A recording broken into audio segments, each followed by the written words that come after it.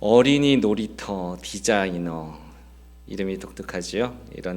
이런 직업도 있는데요. 어린이 놀이터를 디자인하고 또 구성하고 설치하는 일을 연구하는 전문가인 편혜문 씨가 그의 책에서 이렇게 말을 합니다. 가장 위험한 놀이터는 어떤 놀이터인가? 가장 위험한 놀이터는 지나치게 안전한 놀이터이다. 여러분 이해가 되시나요? 가장 위험한 놀이터는 너무 안전한 놀이터라는 거예요. 너무 안전한 놀이터는 아이들에게 지루하고 재미도 없고 도전할 것도 없는 놀이터가 되어버리기 때문입니다. 그러면 오히려 아이들이 지루해서 미끄럼틀을 거꾸로 타버린다든지 뭔가 파손을 한다든지 이러면서 사고가 일어날 그런 일들이 많았다라는 연구입니다. 그런데 조금 위험해 보이고 다소 도전적으로 보이는 놀이터에서는 아이들이 놀 때 스스로가 먼저 긴장한다고 합니다. 그리고 안전에 집중을 합니다. 그래서 더 재미있게 놀고 덜 다칠 뿐만 아니라 교육적으로도 아주 좋은 효과가 있다는 연구입니다. 여러분, 우리의 삶도 신앙도 그와 같습니다. 적정한 위험이 없다면 그게 우리의 삶과 신앙을 더욱 위험하게 만들 수 있습니다. 그러니까 내 삶이 지나치게 안전하게 여겨진다면 어쩌면 가장 위험한 상황에 놓여 있는 것일지도 모릅니다. 예수님께서 이제 소아시아의 7교회들을 대표로 해서 이 땅에서 핍박받고 있는 교회들에게 편지를 하신 말씀이 본문 말씀입니다. 그런데 그 편지를 하시면서 7교회에 7편지를 쓰시며 7번 강조하시는 말씀이 있습니다. 그게 뭐냐? 우리 한번 읽어보죠. 요한계시록 2장 7절 말씀 함께 봉독합니다. 시작. 이기는 그에게는 내가 하나님의 낙원에 있는 생명나무의 열매를 주어 먹게 하리라. 무슨 말씀일까요? 여러 말씀이 있지만 오늘 이 연말을 보내며 한 해를 보내는 저와 여러분에게 주께서 주시는 말씀은 이기는 교회가 되어라 라고 하시는 말씀입니다. 이게 무슨 말씀입니까? 이게 7번 반복이 됩니다. 어떻게 해야 이기나요? 싸워야 이길 수 있습니다. 싸우지 않고는 이길 수 없죠. 가만히 있어서는 안 됩니다. 말씀에 보면 뭐라고 나와 있나요? 5절 말씀에 보면 내 촛대를 그 자리에서 옮기리라. 한국어 성경에는 옮기겠다라고 번역되어 있지만 헬라어를 찾아보고 연구해 보면 영어 성경은 단지 move out 했다는 게 아니라 remove 했다, 없애버리겠다, 곧 교회를 파괴해 버리겠다, 이런 의미가 담겨 있습니다. 너무 심각한 이야기 아닌가요? 예수님이 어떻게 당신의 교회를 remove 하시겠다고 말씀하실까요? 그만큼 예수님은 아주 긴박한 위기의식을 가지고 이 위기와 핍박의 순간을 살아가고 있는 교회와 성도들에게 편지하고 계시는 것입니다. 2000여 년 전만이 아니라 바로 오늘을 사는 저와 여러분, 오늘의 교회에도 특별히 우리 교회에 이런 편지를 주시며 말씀하십니다. 너희는 이기는 교회가 되어라. 예수님은 위기를 말씀하십니다. 근데 오늘 우리의 삶을 진정으로 위협하는 그 위기는 영적 안전제일주의, 편의주의입니다. 싸우고 싶지 않은 거예요. 이것을 다시 또 더 깊이 들어가 말을 하면 구경하는 신앙입니다. 은혜를 구경하는 신앙. 이게 우리에게 오늘 기독교계 교회의 큰 위기라는 말씀입니다. 안전을 추구하는 신앙.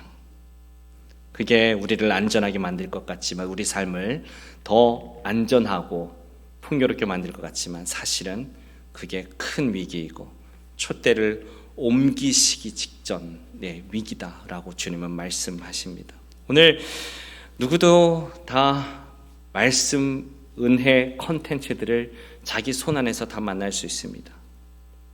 많은 설교와 많은 은혜 자료들이 많은 신학자들의 글들, 대가들의 글들을, 그 지식들을 여기서 손안에 스마트폰으로 만날 수 있다 보니 어떻게 보면 사실 많아지니까 너무 흔하고 덜 가치 있게 여기는 것 같아요. 말씀 귀한 줄 모르는 것 같아요. 이 당시 교회들은 두루마리로 된 성경을 정말 소중하게 받고 읽는 자의 한마디 한마디 다 카피해서 카피 머신으로 돌릴 수 없으니까 말씀을 읽습니다. 이 편지를 읽습니다. 정말 또렷한 음성으로 읽으려고 노력했을 것이고 듣는 자는 정말 간절하게 듣지 않았겠습니까? 근데 오늘은 너무 말씀과 은혜가 강물처럼 흐르는 것 같으니 귀한 줄 모르고 사실 교회에 성경책도 잘 안 들고 오잖아요. 뜨끔하시는 분들은 계실지 모르겠지만 뜨끔하시라는 말씀이 아니라 물리적인 성경책뿐만이 아니라 우리가 말씀을 어떻게 알고 있느냐라고 하는 거죠. 가장 위험한 군대는 지는 군대가 아닙니다. 이기려 하지 않는 군대입니다. 그러니까 지는 군대는 후배들에게 시행착오의 교훈이라든지 강한 의지라든지 작은 교훈이라도 줍니다. 패배에는 언제나 교훈이 있습니다. 그러나 이기려 하지 않는 군대는 정말 답이 없습니다. 아무것도 할 수가 없고 그냥 죽음으로 가는 것일 뿐이죠. 영어로 이기다와 얻다가 같은 말입니다. win, 얻는다는 의미잖아요. 곧 이기려 하지 않는다고 하는 것은 얻으려 하지 않는다는 건데요. 뭘 얻으려 하지 않는 걸까요? 주님이 은혜를 우리에게 쏟아 부어 주셨는데 주님이 주신 은혜를 내가 얻으려 하지 않는 것입니다. 마태복음 25장의 달란트 비유에서 5달란트, 2달란트 받아서 밖에 나가 장사하여 5달란트, 2달란트를 각각 얻어서 주인에게 바칠 때 주인이 5달란트 받은 사람, 2달란트 받은 사람에게 똑같은 칭찬, 그러니까 똑같은 보상을 줍니다. 5달란트와 2달란트 남긴 게 차이가 있으니까 좀 다르게 줘야 될 것 같은데 똑같은 칭찬, 똑같은 보상을 주시는 이유가 뭡니까? 그들이 남긴 돈이 같아서가 아니죠. 5달란트, 2달란트 남긴 돈은 달랐어요. 뭐가 같았을까요? 그들이 자기들에게 주어진 그 은혜를 구경만 하지 않고 나아가 순종하여서 장사하였을 때 그 과정을 통해서 그들이 얻어진 은혜, 그래서 그들에게 얻어져서 있게 된 그 은혜가 주님이 주신 은혜, 같은 은혜이기 때문에 그렇습니다. 신앙생활, 믿음이 바로 그와 같습니다. 주님은 우리에게 은혜를 많이 쏟아 부어 주셨습니다. 이미 다 주셨습니다. 내 은혜가 내게 족하다. 여러분, 얻는 것은 우리의 몫입니다. 얼마나 이기셨습니까? 얼마나 이겨오셨습니까? 얼마나 그 은혜를 얻어오셨습니까? 내 삶이 좀 더 안전해지기만을, 편안해지기만을 위하여 기도하고 있다면, 그것만을 위해서 살고 있다면 사실 그게 내 삶을 안전하게 하는 기도가 아니라 오히려 정말 큰 은혜를 놓치는 기도가 될 수도 있습니다. 신앙생활은 영적 싸움입니다. 그러니까 무엇과 싸워야 하는지 모르면 정말 곤란하지요. 성경은 이와 같이 알려줍니다. 에베소서 6장 12절 말씀 우리 한번 같이 읽어볼까요? 시작. 우리의 씨름은 통치자들과 권세자들과 이 어둠의 세상 주관자들과 하늘에 있는 악의 영들을 상대함이라. 무엇과 싸워야 하는지 모르면 손자병법에 이런 말이 있습니다. 싸우지 않고 이기는 게 제일 좋은 승리라는 거예요. 그러니까 싸우는 상황을 만들지 않는 게 중요하다라는 거라죠. 근데 그렇게 말할 때 싸우지 말라는 말이 싸움이 필요 없다는 말이 아니라 싸우지 않기 위한 정말 필요한 싸움이 있다는 뜻입니다. 불필요한 싸움을 하지 않는 거예요. 무엇과 싸워야 되는지 모르면 그것만큼 낭패가 없다는 겁니다. 그것만큼 소모적이고 잘못된 게 없다는 겁니다. 그런데 바울은 분명하게 우리에게 알려주고 있습니다. 우리의 싸움은 정말 혈과 육의 싸움이 아니요 이 세상의 악의 영들을 상대하는 영적 전쟁이 우리의 신앙 생활입니다. 이거 모르면 내가 뭐와 싸워야 되는지 모르면 손장법에 나온 말처럼 쓸데없는 싸움들을 하게 됩니다. 오늘 교회 모습들 속에 이런 게 많이 있지 않습니까? 정말 무엇과 싸워야 할지 모르니 그러니까 영적 전쟁을 하는 게 아니라 속적 전쟁을 합니다. 서로 권리를 가지고 다투고 서로 자존심 가지고 싸우고 질투하고 분쟁하며 교회는 점점 쇠퇴해가고 세상은 서로 사랑하는 제자들을 통하여 예수님을 보리라 하지만 사실 오늘 우리 교회를 통하여 오늘 이 세상의 교회를 통해서 주님을 잘 보지 못합니다. 속적 전쟁이 많기 때문에 그렇죠. 오늘 말씀은 예수님께서 정말 그 시대를 살아가는 교회를 향하여서 예수님이 진단하고 경고하시며 너희가 진정으로 싸워야 할 것이 무엇인지를 분명하게 가르쳐 주십니다.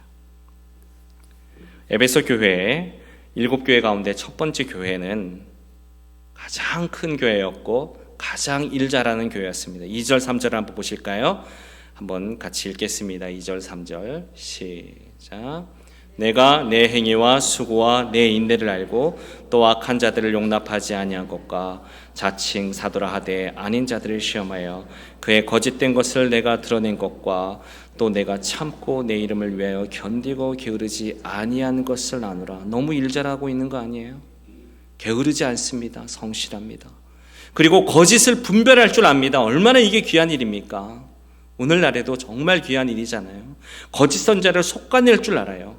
잘못된 교훈, 많은 사람들이 이 니골라당의 교훈이 이 이중주의, 이 영지주의라고 하는 것에 헷갈려서 잘못된 성령 논리를 가르치고 잘못된 어떤 영적 가치를 가르치는 혼미한 그런 잘못된 교리들에 많은 교회들이 넘어가고 오늘도 그러는데 이 에베소 교회는 그 혼미한 시대에 넘어가지 않았습니다.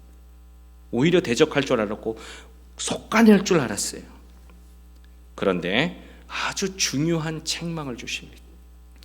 4절 5절 말씀도 같이 읽겠습니다. 시작. 그러나 너를 책망할 것이 있나니 그러므로 어디서 떨어졌는지를 생각하고 회개하여 처음 행위를 가지라. 만일 그래하지 아니하고 회개하지 아니하면 내가 내게 가서 내 촛대를 그 자리에서 옮기리라. 여러분, 촛대는 교회를 말합니다. 계시록 말씀 나와 있죠. 교회를 옮기리라. 리무브, 파괴하리라. 심판의 말씀을 주십니다. 뭐 때문에요?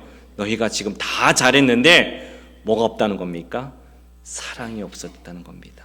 처음 사랑. 주님을 향한 사랑이고요. 이것은 이웃을 향한 사랑이기도 합니다. 사랑이 없습니다. 사랑이 없이도 행위와 수고와 인내와 정의와 성실이 가능합니다. 사랑이 없이도 그거 할 수 있습니다. 고린도전서 13장 1절에서 3절까지 말씀, 제가 1, 2절 말씀 읽어드립니다. 내가 사람의 방언과 천사의 말을 할지라도 사랑이 없으면 소리나는 구리와 울리는 꽹과리가 되고, 내가 예언한 능력이 있어 모든 비밀과 모든 지식을 알고 또 산을 옮길 만한 모든 믿음이 있을지라도 사랑이 없으면 내가 아무것도 아니요. 우리 3절 같이 읽습니다. 시작. 내가 내게 있는 모든 것으로 구제하고 또 내 몸을 불살하게 내줄지라도 사랑이 없으면 내게 아무 유익이 없느니라. 여러분, 놀라운 것은 사랑이 없이도 내 몸을 구제하기 위하여 불사르며 내어줄 수도 있어요. 우리가 이 함정에 빠질 수 있습니다. 에베소 교회가 마치 이와 같이 많은 일들을 잘하며 그 시대에 정말 선구자 같은 교회로서, 처음 교회로서 아시아의 그 선교 복음 전초 기지가 되어서 아름다운 위대한 일들을 해 나가고 있었지만 어느 순간에 자기도 모르게 사랑을 잃어버렸어요. 그런데 주님은 그거 심판의 대상이 되고 있다. 너 빨리 돌아오지 않으면, 이거 제자리로 되지 않으면, 이거 다시 회복되지 않으면 너네 정말 큰일 날 줄 알아라. 여러분, 이게 오늘 저와 여러분 이 시대의 교회를 향한 주님의 사랑하시는 자에게 주시는 경고입니다. 정말 중요한 걸 놓치지 마라. 일 잘하는 것도 중요합니다. 잘 아는 것도 중요합니다. 성실한 것도 중요합니다. 그거 하지 말라는 게 아닙니다. 그러나 정말 사랑, 주님의 그 사랑이 없이 해서는 안 된다라고 하는 것입니다. 주님이 우리를 사랑하신 그 사랑은 그저 말과 생각으로 있는 사랑이 아니라 행함으로, 진실함으로 있는 사랑입니다. 자녀들아, 우리가 말과 혀로만 사랑하지 말고 행함과 진실함으로 사랑하자. 요한일서 3장 18절 사도 요한이 그렇게 강조했습니다. 거기에 하나님의 뜻이 다 담겨 있다. 사랑이 없으면 뭘 잘하고 무언가를 다 세워놔도 아무 유익이 없을 수 있다고. 지금 주님 뭐 하시라고 말씀하십니까? 무엇과 싸우라고 말씀하시는 것입니까? 사랑이 없이 살려고 하는 내 교만과, 사랑 없이 살려고 하는 나의 무관심과, 사랑 없이 살려고 하는 나의 게으름과. 사랑하는 게 정말 힘들잖아요. 다른 건 다 해도 교회 와서 교회 2번 지으라고 하면 교회 2번 짓겠습니다 하지만 사랑하기 싫은 사람 사랑하라고 하면 정말 그건 못하겠습니다 하는 게 우리의 솔직한 마음이지 않겠습니까? 그런 무관심과 무감각과 무사안일주의와 태평주의, 그 모든 사랑의 수고들을 내가 하지 않겠습니다. 순종은 안 하겠습니다. 은혜는 구경만 하겠습니다. 은혜를 누리며 사랑하는 삶을 사는 거는 좀 못하겠습니다. 은혜를 누리며 내 마음은 좀 지키고 내 기분은 풀어가면서 살아가겠습니다. 내 만족을 좀 만들어가며 살아가겠습니다. 그러나 주님은 경고하십니다. 그러면 너가 모든 어떤 헌신을 하고 어떤 일들을 다 잘해도 그거 아무것도 아니라고. 처음 사랑을 가지라, 처음 행위를 가지라. 그러면서 주님은 방법을 알려주십니다. 이것을 알려주시기에 우리에게 말씀해 주셨습니다. 다시 한번 5절 말씀을 봉독합니다. 시작. 5절 말씀 시작. 그러므로 어디서 떨어졌는지를 생각하고 회개하여 처음 행위를 가지라. 여러분, 어디서 떨어졌는지를 생각하고. 예수님은 좀 친절하게 뭐가 문제인지를 좀 가르쳐 주시지, 문제를 좀 진단해 주시지, 알려주시지. 근데 안 가르쳐 주시는 이유가 뭘까요? 우리에게 정말 중요한 것은 어디에서 떨어졌는지 생각하는 것이 굉장히 중요하기 때문입니다. 이 생각은 바로 반성을 의미합니다. 성찰하는 믿음을 의미합니다. 무엇을 성찰하는가요? 하나님의 말씀으로 나를 비추는 작업입니다. 말씀을 지식을 위해서가 아니라 말씀을 내 영혼을 비추는 거울로 삼아 왜 생각합니까? 왜 성찰합니까? 내 행동이 뭐가 잘못됐는지, 내 마음이 어떻게 교정되어져야 하는지, 내가 순종해야 할 게 무엇인데 내가 순종하지 못하고 있는 것은 무엇인지를 성찰할 수 있는 믿음이 아주 중요하기 때문에 그렇습니다. 이거 생각하고 그래야 회개할 수 있습니다. 그러면 은혜는 뭡니까? 처음 행위가 돌아옵니다. 내가 성찰하며 말씀을 읽을 수 있는 사람이 될 때 주님을 사랑할 수 있는 사람이 됩니다. 예수님 당시에 바리새인들과 서기관들과 사두개인들과 많은 종교 지도자들이 성경 말씀이 그들에게 없어서, 지식이 없어서 예수님을 대적했던 것이 아닙니다. 그들에게 주의 말씀을 듣고 성찰하는 믿음이 없었습니다. 자기 자신을 말씀으로 비추며 반성적으로 살아가는 믿음이 없었습니다. 사랑하는 여러분, 다시 한번 주의 말씀은 우리에게 도전합니다. 말씀 읽고 반성할 수 있습니까? 뭘 고쳐야 하는지, 내가 무엇을 복종시켜야 하는지에 대해서 깊이 고민하며 그걸 가지고 바꾸려고, 분별하려고, 그 말씀대로 살아내려고 노력하는 그 노력이 있습니까? 주님은 우리에게 도전하십니다. 이거 행할 때 너희가 정말 주님을 사랑하는 자가 될 거야. 정말 사랑할 수 있을 거야. 사랑하는 여러분, 저와 여러분, 우리 교회가 정말 성찰할 수 있는 믿음으로 성숙해지는 교회가 되기를 바랍니다. 이 한 해를 마무리하면서 여러분, 말씀 안에서 여러분의 삶을 돌아보십시오. 그리고 거기서 얻어지는 주님의 음성을 반드시 들으십시오.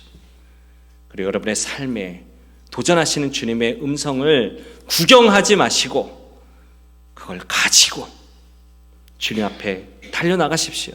주님의 품에 달려나가십시오. 주께서 도와주시고요, 주께서 이루게 하시고, 또 주께서 그런 저와 여러분의 믿음을 받으셔서 정말 주께서 이루시기를 원하시는 풍성한 사랑과 은혜와 하나님 나라의 열매들을 삶 속에서 누릴 수 있게 해주실 것입니다. 주께서 쏟아부어 주시는 은혜를 그야말로 누리는 자가 되게 해주실 것입니다.